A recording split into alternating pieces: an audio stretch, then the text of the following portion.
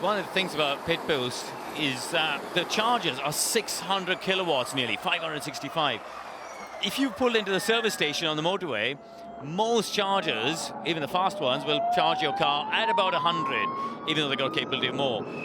That means these cars are going to be charging 5 times as quickly as if you went to the fast charger at the motorway services. Pit boost window is open. You can see that with the graphic on the left-hand side of your screen. When that bolt goes into the green, that's when we know drivers have taken their pit boost stops. Lots of drivers going for attack mode now that that window is open, trying to make hay whilst the sun shines. Roland being included in that. Dennis, as we know, was already in it. Cassidy, Van Dorn, Buemi, Fright, and also Bird. And here we go then. History being made in Formula E as the first ever pit boost stops. Jake Hughes comes into the box at the end of lap 14.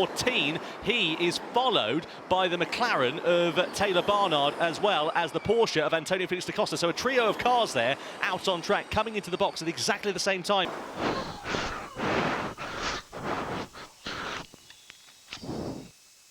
Countdown started, boost is blue. Tango 2, November Bravo Julia. You can see the graphic here filling up on the right-hand side of the driver's name. So when that gets to 5 green bars full, that's when we know pit boost has been completed. Then the driver can rejoin the race. They must come to a stop for a mandatory 34 seconds in the box. If they don't do that, then they will be deeming to have broken the rules and they will be subject to a penalty. So this is going to be the longest 34 seconds of Antonio Felix da Costa's life, and in theory he should exit in the same positions that he entered.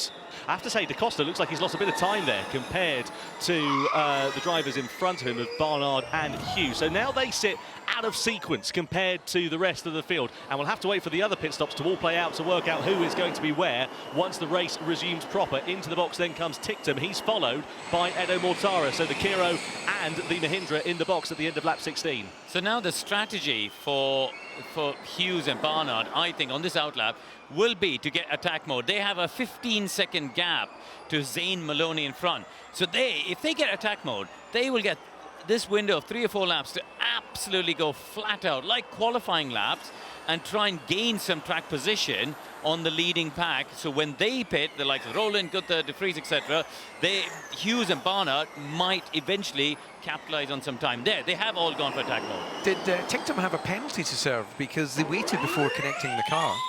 Not 100% sure. Didn't see anything coming up on the timing screen, but there has been a bit of a chaotic start to the race. Yeah, you could see the mechanic waiting. Maybe it was just a systems check to clear before going for the pit boost. Dan, for info, we will have to stop before the pit boost as well for a reset. What's wrong? So there's an error that we need to reset before we can charge. So what do I have to do?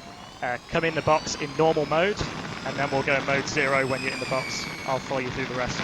Here we go, Gunther and De Vries are in. So now we need to watch out for these 2 cars, where they come out relative to Hughes and Barnard. They were in the race together. Let's remember, Gunther was running second, De Vries was running third. So when the stops are all finished, Tom, we'll know as a net effect of the pit stops where it's all panned out. Yeah, who's going to be the big winner and who's going to be the big loser. And here then is Oliver Rowland, 3.3 second advantage at the sharp end of this one. So he's also played a bit of a smart strategy there because he's done his attack mode in nice bit of clear air. Into the race goes Mortara as well as De Vries. Sorry, De Vries and Gunther, rather, I should say. Yeah, but De Vries has jumped ahead of Gunther. Yeah. So Gunther's had first stop. Okay, Max, Delta 3 clicks, push on exit, And he's come out behind Barnard as well. So Gunther's lost 2 places in that round of stops. And Barnard goes for the inside and gets ahead. Great move. Taylor Barnard up 2 places around the pit stops. Fantastic job there for Barnard and for the Neon McLaren team seemingly then here. So Gunther, the big loser in all of that, being jumped by Mortara as he came out of the pit lane. Roland into the box then here. I got a big flat spot. Copy, Hughes, Barnard coming in attack.